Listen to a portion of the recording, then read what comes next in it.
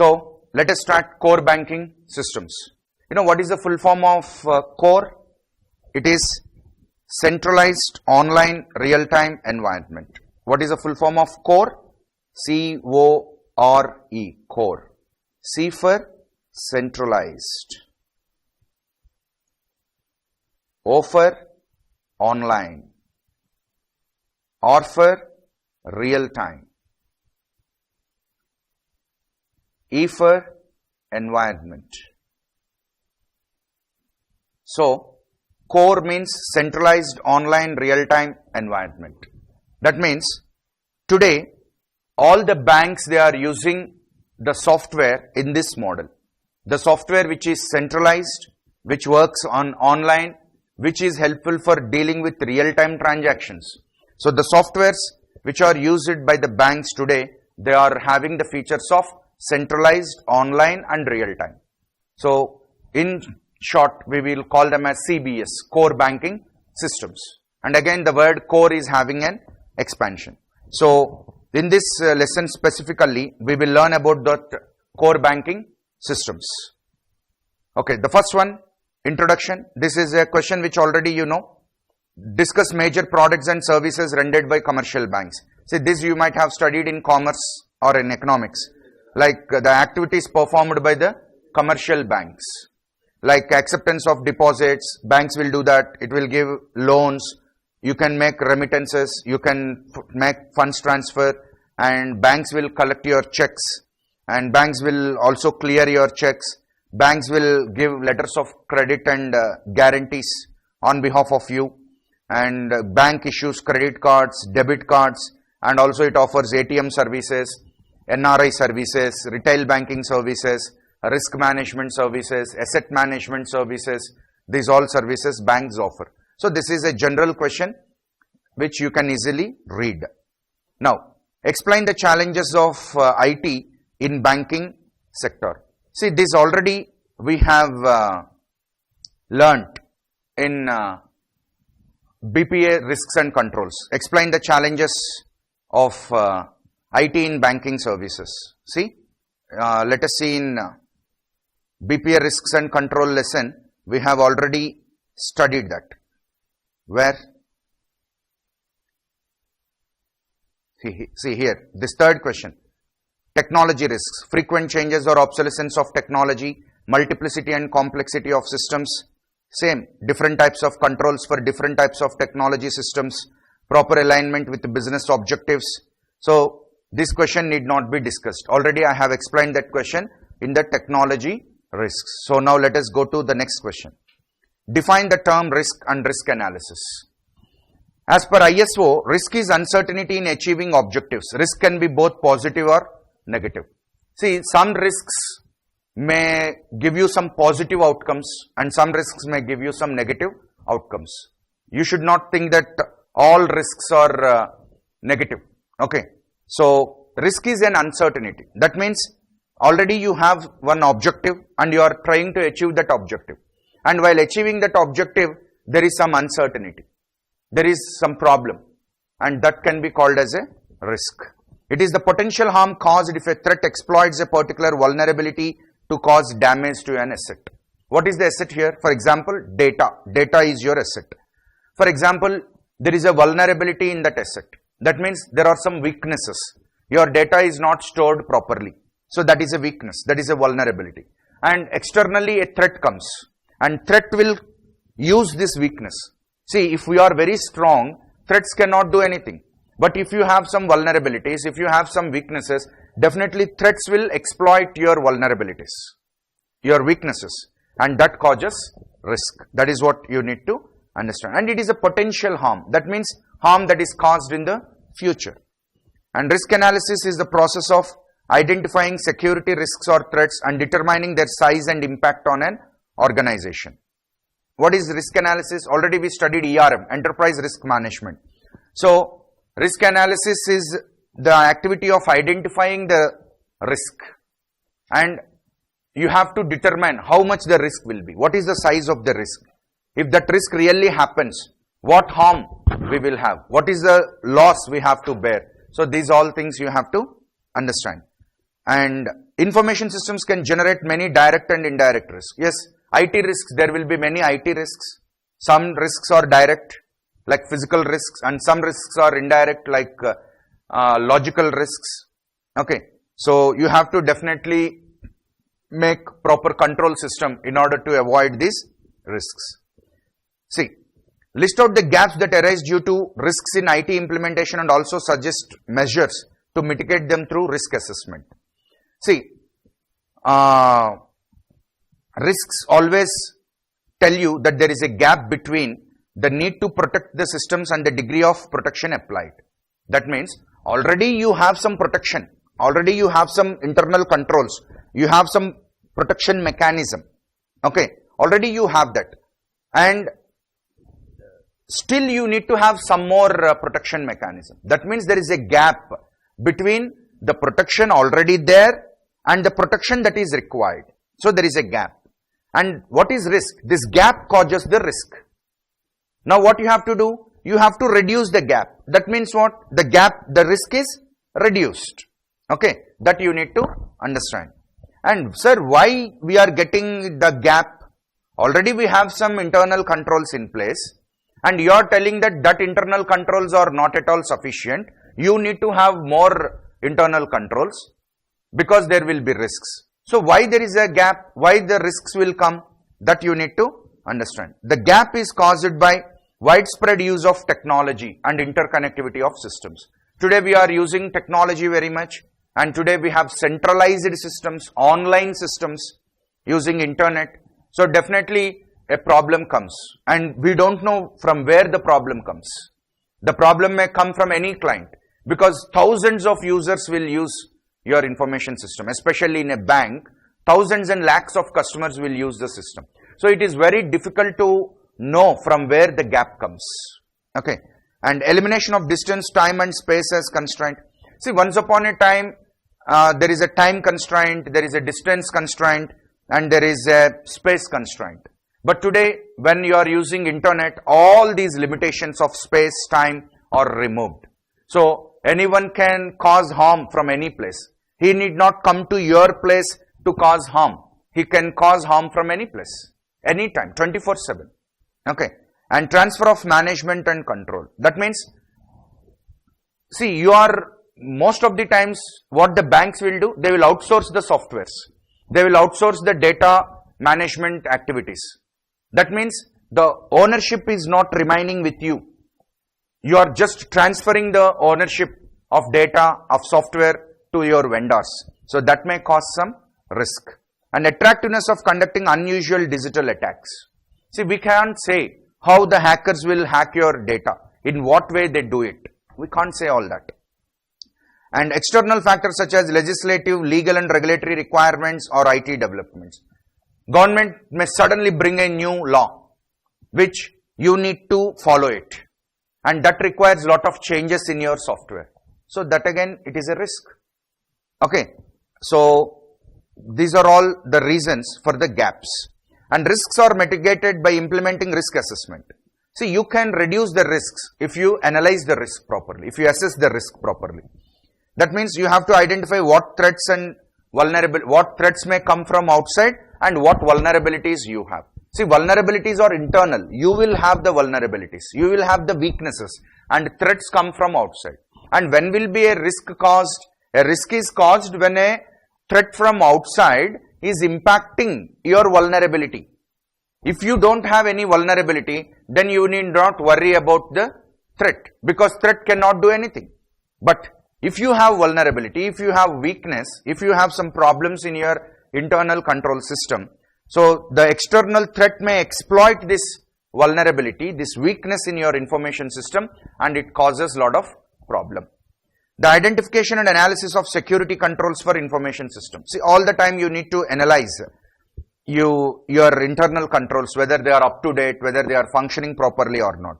And you should also analyze, for example, if really a harm is caused, if a risk is there, then what is the degree of that risk? How much loss we get from it?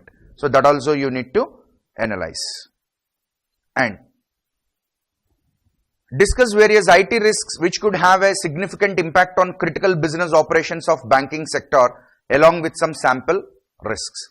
See, generally when you are using information technology, when you are using softwares, enterprise information systems, when you have data centers, definitely you will have dangers from hackers. Okay, hackers may shut down your servers so that there will be a DOS attacks, denial of service. That means your servers are hacked. Your servers are not functioning. Customers will not get the service. That is called as denial of service. Or sometimes they may introduce some virus into your systems and they may cause several threats by leaking your information to outsiders. Okay. And growing possibility of misuse and abuse of information system affecting privacy and ethical values. See, banks are storing the most sensitive information. Already we studied SPDI, sensitive personal data and information. In that all your financial record comes under your private data, your sensitive data. And all the data is stored with the banks. And now if banks don't have proper internal control systems, then the privacy is misused and the privacy is compromised. And that will cause a lot of problem. And phishing attacks through internet banking. Phishing is the attempt to obtain sensitive information. That means the hackers will try to know the usernames, passwords, and the credit card details of the customers, and they will use their credit cards, the customers' credit cards. And this has become a very quite common phenomena in the banking sector. Every day, hundreds of cases across India, they are registered under this phishing attacks. That means in an illegal manner, trying to know the credit card details of the other person and using their credit card for making purchases. This has become a quite common phenomena, this phishing attacks. And some sample risk relating to the banking or loss of confidential data. Of course, this is not only to the banking sector, but for any organization which is using IT, loss of confidential data is a serious risk. And unauthorized access to customer information. For example, if hackers kind of people, they access the customer information, that is a risk. And inaccuracy of data leading to incorrect decision making. For example, if your information system is not generating right kind of data, that also cause, see, if the information system is not giving right kind of information, if it is giving wrong information, what you will do? You will use that wrong information to take wrong decisions. So that is a big risk. And loss due to errors in software, due to errors in data entry, there may be loss. And loss of money or reputation or business due to frauds. So several frauds may take place. Every day in the newspapers we are reading how many types of banking frauds are being done, and impact of non-compliance.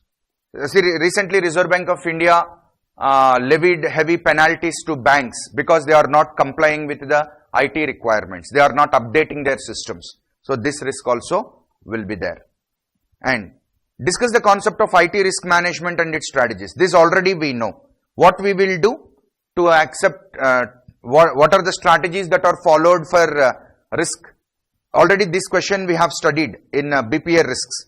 We will try to avoid it, and if you cannot avoid, you will try to mitigate it, you will try to reduce it, or sometimes we will try to transfer it, or we will try to share it with the insurance companies, and if nothing can be done, we will accept it. So these are the risk management strategies. Then, at the data, what kind of data risks that a bank will have? So examples of risks to data in banks.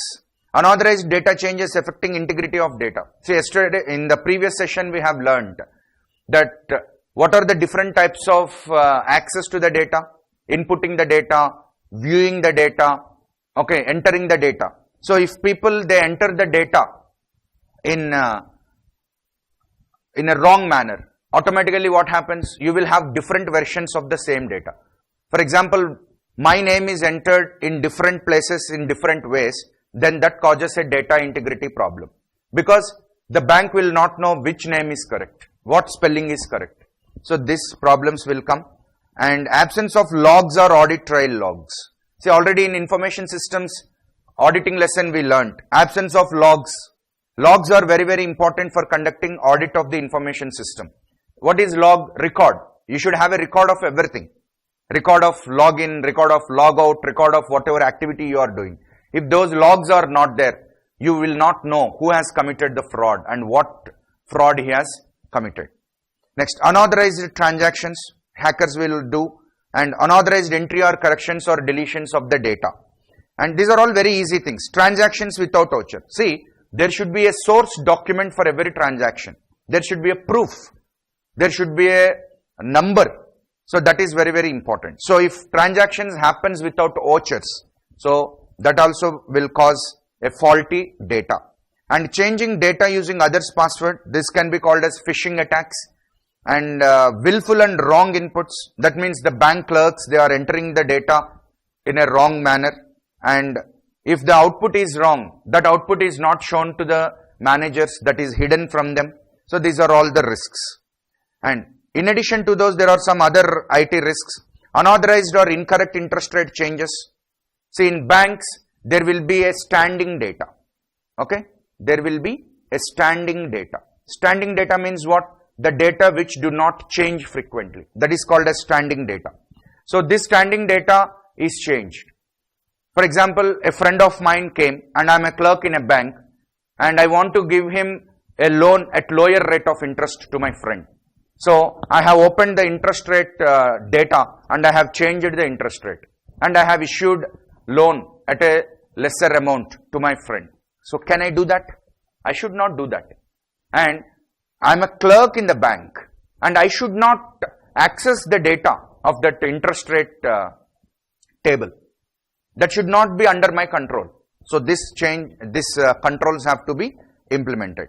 And you know, sometimes the softwares, they compute the interest in a wrong manner due to some problems.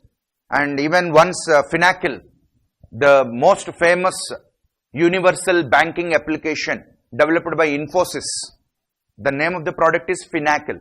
In that Finacle, once upon a time, there was a problem of interest rate computation. The interest was calculated in a wrong manner and a bank got some 300 crores of loss. So sometimes this happens. And incorrect computation of charges. See, bank collects some charges, no? Like DD charges, account transfer charges, withdrawal charges, ATM charges. So these charges have to be calculated correctly. Otherwise, the bank will get reputational risk because customers will say, bank is cheating us, bank is stealing money from us. So you have to be very careful. And unauthorized increase in credit limit. For example, again my friend came, he has a credit limit of 10 lakhs and I should not give him loan more than 10 lakhs. But as he is my friend, I am just opening the main master data and I am changing the data there. Can I do that? No, I should not do that. I should not change the credit limit. It should be changed only by a certain level of officer who is having those privileges. And payment of stolen drafts. One person gave me one draft and I am paying money for him. And I don't know whether he is the authorized person or not.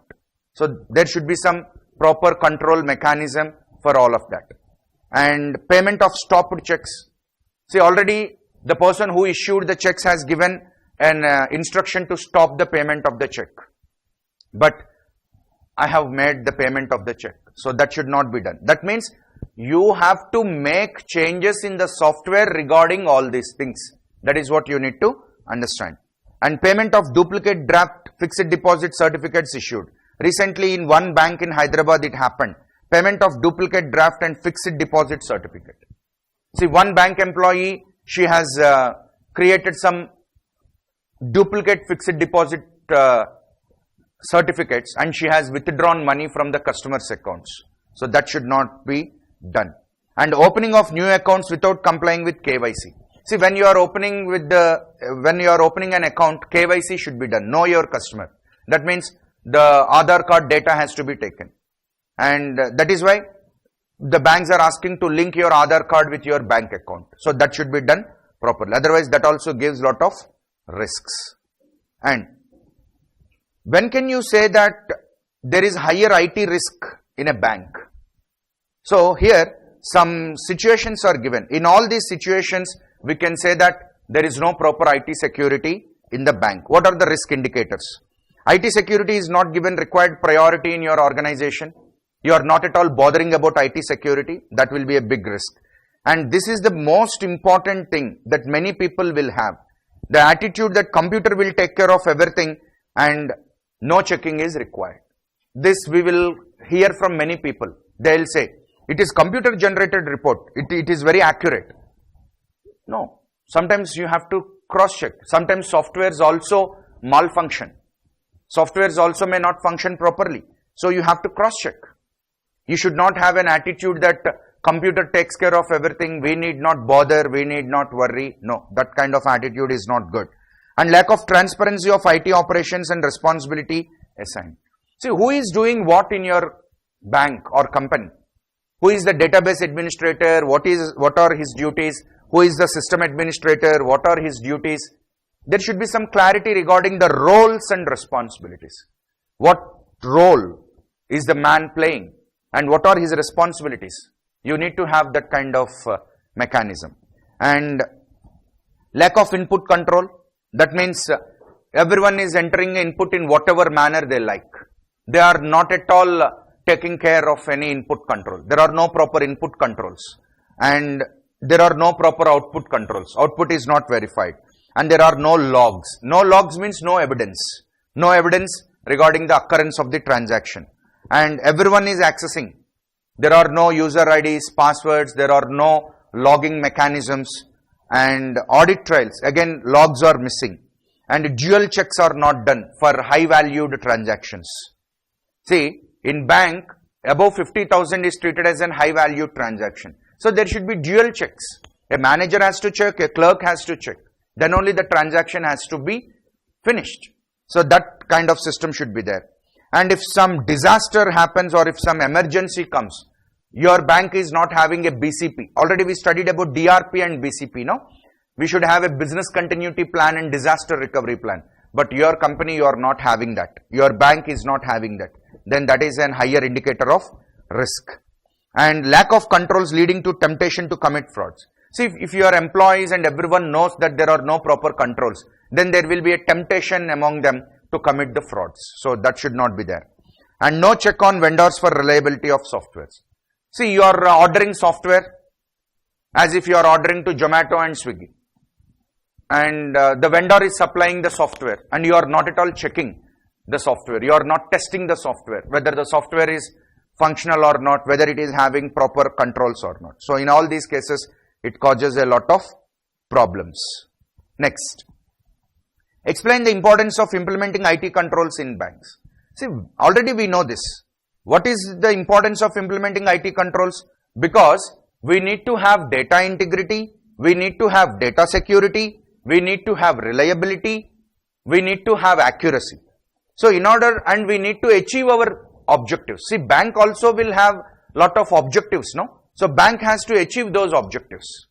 So in order to achieve those objectives, if there are many risks, if there are many threats, you cannot achieve those objectives. So definitely you need to have some controls in place to arrest those risks or to mitigate, avoid those risks and continue your efforts in achieving your objectives.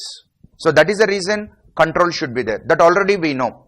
IT controls are implemented to achieve control objectives and implemented through specific sets of control procedures.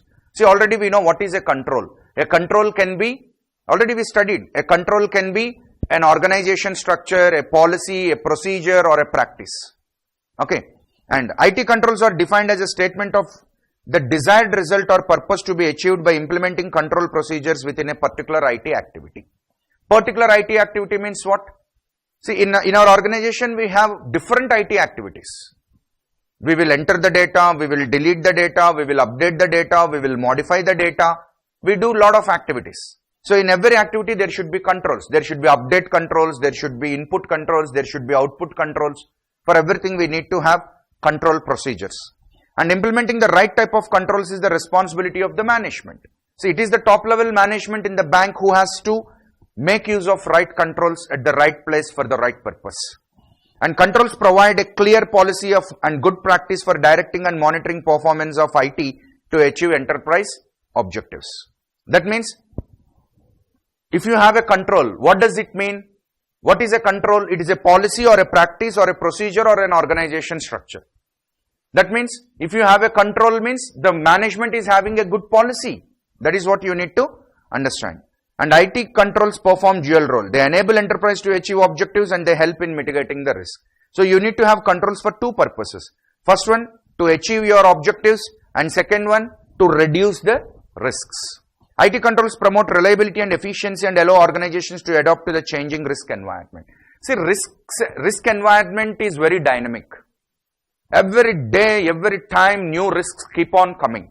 So you have to be very active, agile, and you have to update your risk control mechanisms all the time.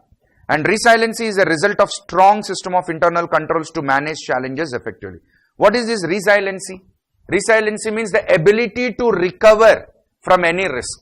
There may be a very big risk, but you can recover from that risk within a short span of time. That means your controls are very good.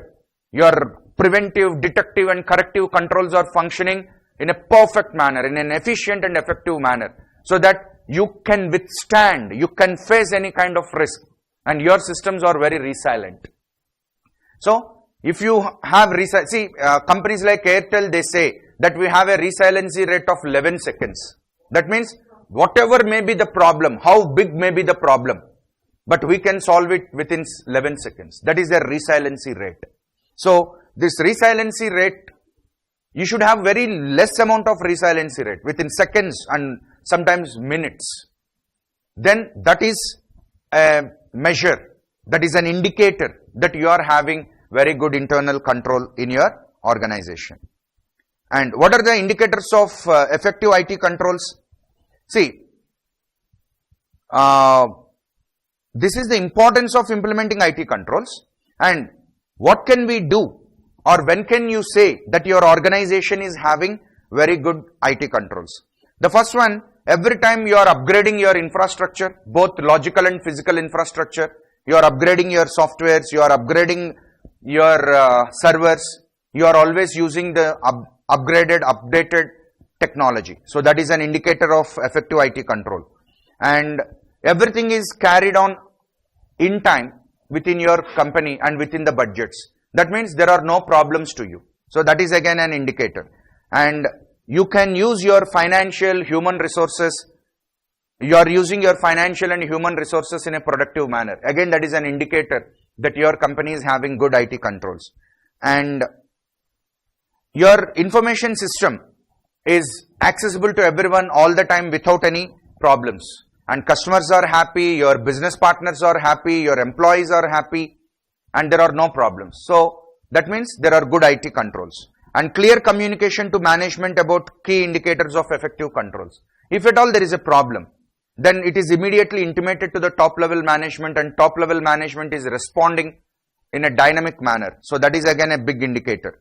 And the ability to protect against new vulnerabilities and threats and to recover from any disturbance of IT service quickly and efficiently. That is called as resilience. Just we discussed in the above question. That means your resilience rate is very good. From any biggest threat, you could able to recover in the shortest possible time. So that is again an indicator of having good IT controls. And the efficient use of customer support center or help desk. See, in banks like State Bank of India, where they are having some 14,000 plus branches across the world and India. So definitely they need to have a help desk, because many problems will come in many branches. So they'll call the technical call center and they'll rectify the problem within the shortest possible time. And heightened security awareness on the part of users and a security conscious culture. That means the bank is also creating knowledge about security to the customers. See, that's why when we are making a phone call, some messages will come. Bank will never ask for your OTP. Don't share your OTP. Like that, some messages will come. So they are all intended to increase the security awareness of the customers. So that is again an indicator of good IT controls. Okay. Next, define internal control system and give some examples of internal control system followed in bank branches. See, already we have studied what is internal control system. In order to safeguard our assets, we need to have some policies, procedures, practices and organization structure in place. So that is called as internal control system. See, what are the examples? Work of one staff member is always supervised and checked by another staff member. That means there should be a maker-checker process, especially for high-valued transactions. That means if a person came and asks for a demand draft of 10 lakhs, the clerk should not do it. The clerk should enter the data and send it to the manager for approval and cross-checking. And then only the transaction should be finished. So that kind of thing should be there. And job rotation should be there. That means, especially in financial aspects, you should not keep the same person in the same place. You should move the people from one position to another position. So, and that is helpful in many ways. Frauds can be reduced, and also people also can overcome boredom. Because every day if I do the same thing, I may get bored. So, that job rotation should be there. And financial and administrative powers of each official is fixed. That means, clerk, up to what amount he can make the transaction. Assistant manager, what is his limit? Manager, what is his limit? Zonal manager, what is his limit? Regional manager, what is his limit? So you have to fix that. And branch managers must send periodic information to their controlling authority on compliance of the laid down systems and procedures. That means every day the branch manager should send the daily reports to the top level management. That means a branch manager should send report to the chief manager to the zonal manager to the regional manager to the higher authorities. So this kind of reporting system should be there. And all books are to be balanced periodically, all the ledgers. See, earlier they used to postpone the things. Okay, tomorrow we can do. But today we are using IT. So in IT, what should be there? The software should not allow the people to enter the transactions in a late manner. Everything should be done on time. If that day is over, then the ledger should not be opened on the next day. And if you want to open it, you have to do it with some supervisory password. See, for example, I have to do today's work. I have to make today's ledger entries, but I did not do them. Tomorrow I came and I am trying to open yesterday's ledger. It should not be opened to me. And in order to open that, again I have to go to my supervisor or my boss, and he will scold me, why did not you do yesterday? So this kind of mechanism should be there. Then only work will be finished on time. And details of lost security firms. For example, sometimes the DD books, the check books may be lost. So you should inform them to all the branches. Don't accept those checks. They were stolen from our bank. You have to inform them. Okay. Next. How IT risk can be mitigated in banks and what you can do for that. Okay. So what you can do for that? See, if you want to mitigate the IT risks, what you have to do? First, you should maintain the logins and logouts. Who is logging into the system? Who is logging out? How much time he spent? So these all audit trails, audit log should be there. And if the transaction is to be posted to a dormant account, this quite frequently happens in the banking sector. So an account is dormant for some 1 year. No transactions in that account for 1 year. And immediately the person comes and deposits some 10 lakhs into the account. So the account should not be activated. There should be a procedure to activate the dormant account. That should be followed. And what is the drawing power of the customer? For example, in ATM, every day you have a drawing power of some 20,000. You cannot withdraw more than that. And if a person is trying to withdraw more than his drawing power, immediately the software should detect, the detective controls of the software should detect it and inform the customer that he cannot withdraw more than the prescribed amount.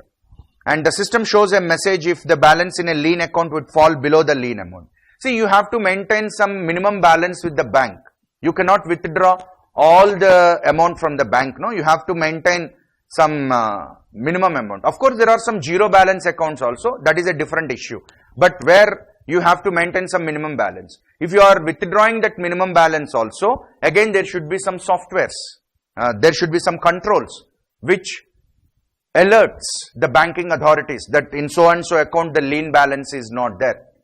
So definitely bank will put some penalties and fines over that. Access to the system is available only between fixed hours. See, for example, on Sunday, I'm a bank employee and on Sunday I want to go to my branch and do some work. But the server should not be open. That is our controls, no? For example, if everyone is going and opening the servers, okay, and doing the work, that is not allowed. That may cause some problems. And a user timeout is prescribed. For example, you go to an ATM and you have to make a transaction within 45 seconds. If the transaction is beyond that, definitely a message comes on the screen, timed out. So that mechanism should be there.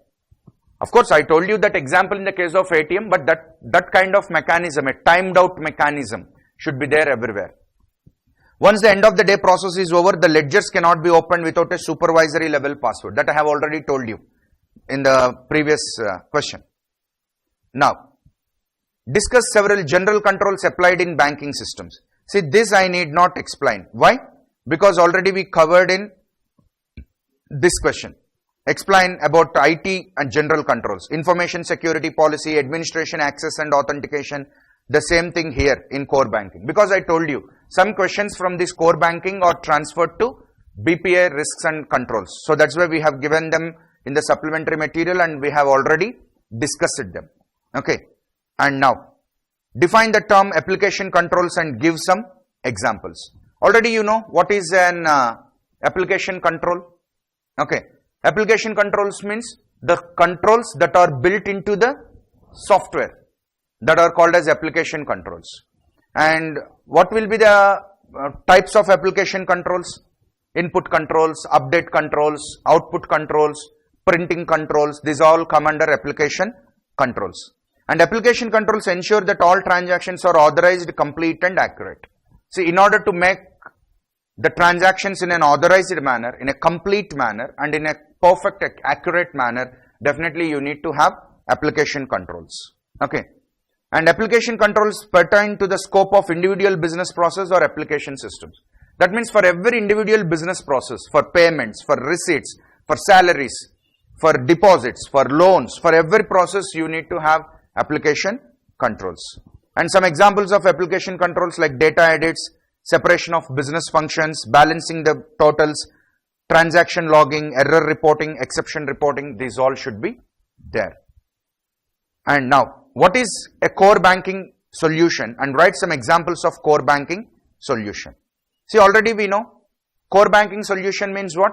Today all the banks, they are using an ERP kind of software. You can think of a CBS as an ERP that is used in a bank. See, you can use ERP softwares anywhere.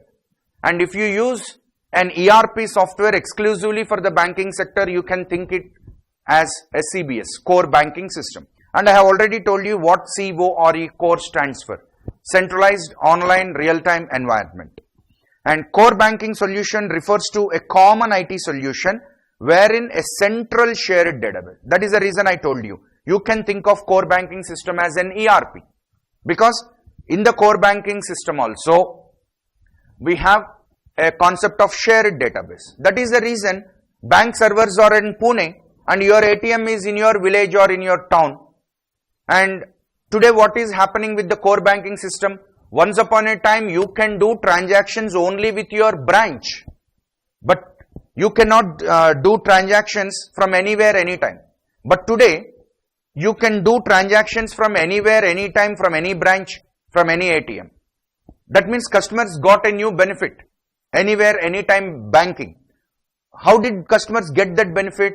Customers got those benefits because banks are using core banking system softwares. And what is the speciality of that core banking system software? Central shared database. That means you can access your data from any branch, any ATM, any place. Okay.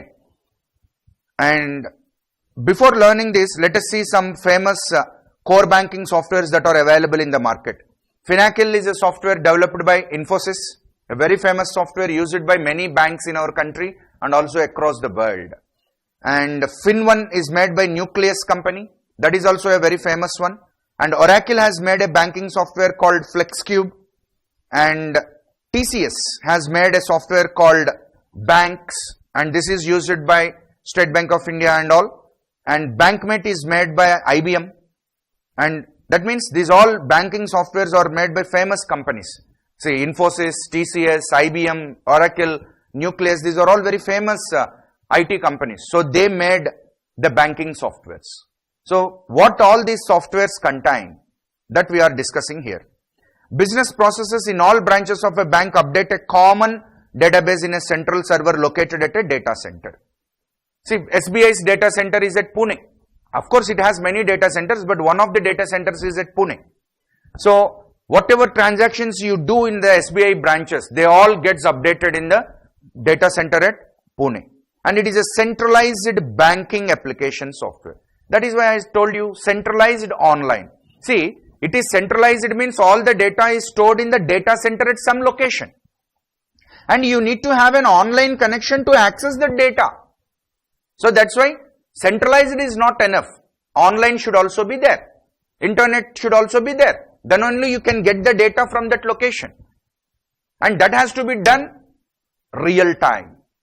Okay, that is the most important thing. And this core banking softwares will have several components to meet the demand of the banking industry. That means what the bank requires. Today banks requires e-banking, m-banking, watch banking, okay, branch banking, many apps, many payment gateways. So all these services are offered by the CBS softwares like Finacle, FinOne, Bankmate, like that. And it enables integration of all third-party applications to facilitate simple and complex business processes. See, for example, you have got Finacle software in your bank made by Infosys. Now there is a security software made by Norton company. And now you want to include that security software of Norton company into your Finacle made by Infosys. Now you can do that because that Norton software is called as third party software. So you can use that kind of mechanism also. And it brings significant benefits to customers, such as a customer can be served, such as customer is a customer of the bank and not only of the branch. Yes, that I have already told you. Once upon a time, when no softwares, when no CBSs are used, a customer is the customer of the branch. Every time you need to go to the branch where you have the account. But today you cannot, you are not doing that. You are getting services from anywhere, anytime, any place. How did you get this benefit? You got this benefit because banks are using core banking system softwares. And CBS is modular, like ERP. In ERP we have a lot of modules, no? We have finance, we have marketing, we have supply chain, we have CRM. Likewise in core banking system also, we have different modules like ATM switch, mobile banking, internet banking, phone banking, credit card system, data warehouse, branch banking, back office operations. So these are all the different modules. That is why I told you, you can think of CBS, core banking system, as a what? As an ERP of the bank. Okay. So that is about the core banking system solutions. Now you got a better idea. We have completed 15th question. What is a core banking system solution, and write some examples of core banking systems that we have finished. Now in question number 16, we shall see some key aspects built into the architecture of core banking systems. That means, what are the most important things that you keep in mind when a company is making a core banking solution software? See, companies like Oracle, Infosys, TCS, IBM, they are making core banking softwares. So what they need to keep in mind, what aspects they have to consider when they are making a CBS software. That is what you need to understand. And CBS for a bank functions not only as the heart but also as the nervous system. Means, heart means it is located at one place centrally. Nervous system means flowing across all the body. Likewise, a data center will be there for CBS, which is centrally located, and that data center is connected with all the branches, with all the customers. That can be thought of as a nervous system. All transactions flow through these core systems, which must remain running and responsive during the business hours. Generally, this core banking system should function in the business hours, and today not only business hours, 24/7 the core banking software should run. And in CBS, communication technology and information technology are merged to suit the core needs of the bank. See, not only CBS, today any software is an amalgamation of both IT and CT. Combinedly, we call it as ICT, Information and Communication Technology. Information technology means the softwares. Communication technology means the networks that are used to connect. So, in core banking system, we require softwares, data center, databases, all these things that comes under information technology. And that data center has to be connected with all the branches, with the smartphones of the customers. So that come under communication technology. That means if a bank wants to set up a core banking system, it has to get both the things, IT and CT, information technology and communication technology. Here, to suit core needs is given. Here, core means important, main. Okay. Next, some key aspects built into the architecture of a core banking system are: the first one, information flow. That means CBS should, what the CBS should do is, CBS improves the speed and accuracy of the decision making by creating a complete analytical infrastructure. That means, for example, if a bank is using a CBS software, a core banking system, it should help the bank to get the information accurately, because bank is also a company. It is also having some business objectives. It has to make, the top level management of the bank has to take decisions, and for decision making, this core banking system software should provide accurate information, where it is required, when it is required, how it is required. So in all the probable formats, the information has to be presented. And CBS should be built in a customer-centric manner. That means all the facilities, all the capabilities, all the options that are required for customers should be placed in the CBS softwares. And CBS software should help the banks to offer right kind of offers to the target customers. Okay.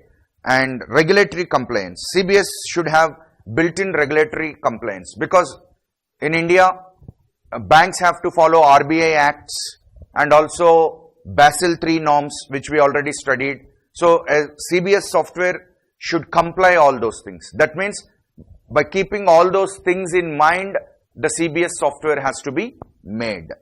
And resource optimization. That is, once a bank starts using CBS, definitely bank should reduce the cost of its operations, the labor cost, the operational cost, and there should be asset reusability. There should be faster turnaround times.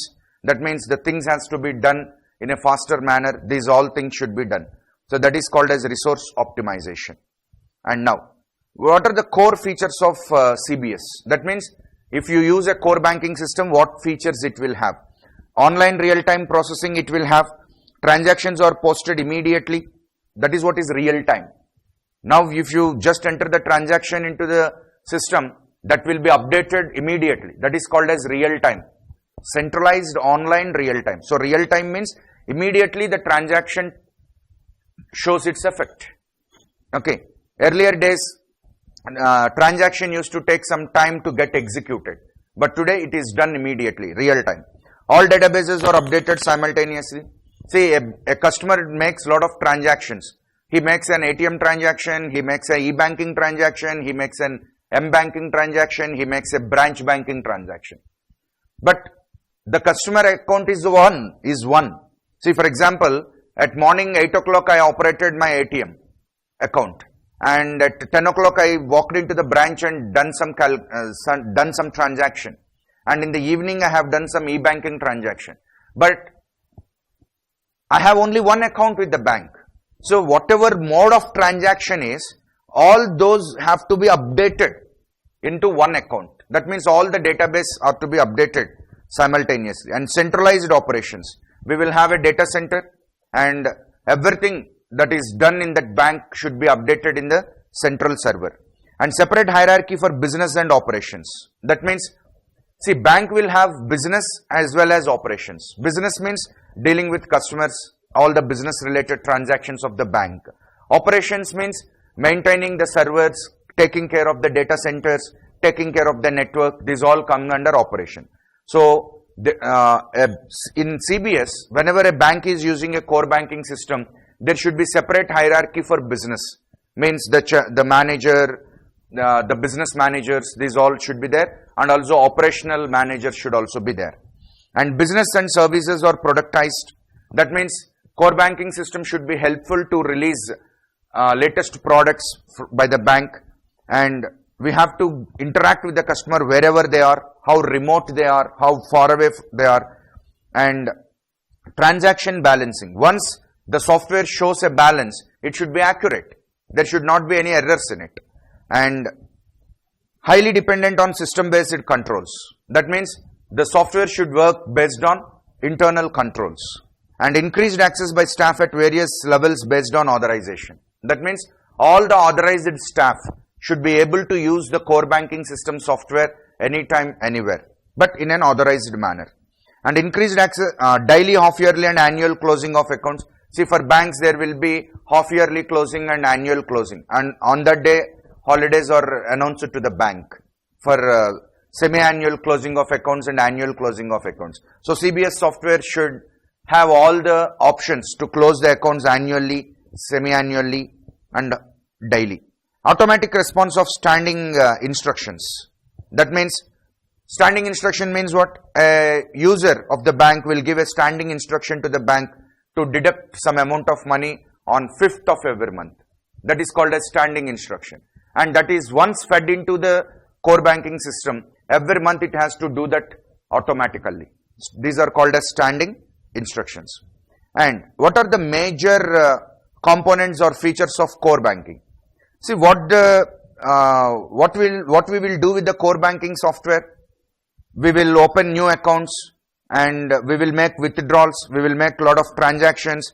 Interests are being calculated and cash deposits or withdrawals are done. These are all normal banking operations that everyone will do.